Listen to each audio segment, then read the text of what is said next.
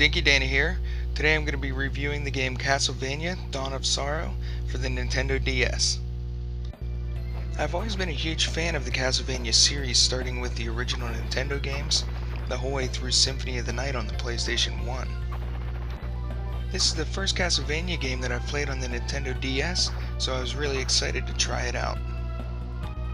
Dawn of Sorrow uses the same format as Symphony of the Night, where you're exploring a huge castle, killing monsters for items, weapons, armor, and new abilities. As you unlock new abilities, you're able to explore more and more of the castle, and that's how you progress through the game. The first thing I was impressed with about this game was its controls. The button layout worked really well, and the controls were just very easy to use. The stylus wasn't used much in this game. It was only used to perform magic seals to defeat bosses. The next thing that I really enjoyed was the system that they used to switch between items and abilities. Shortly into the game, you obtain a skill allowing you to equip two separate sets of equipment and abilities. You're then able to switch between these two separate sets instantly during gameplay. So for example, here I'm using a long-range weapon for enemies that I don't necessarily want to get close to, an ability that I obtained from an enemy allowing me to throw an axe to attack enemies in the air, and also a boss ability which slows the rate at which I fall.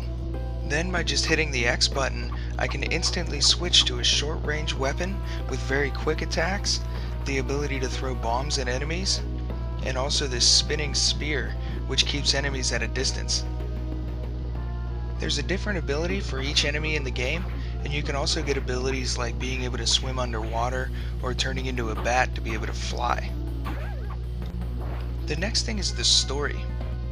I thought it was fun and interesting, but it was simple, so if you're looking for a game with a deep plot, this probably isn't it. I also like the characters, but once again this game is mostly about the adventure. You're going to be exploring a massive castle, fighting enemies, and destroying cool bosses.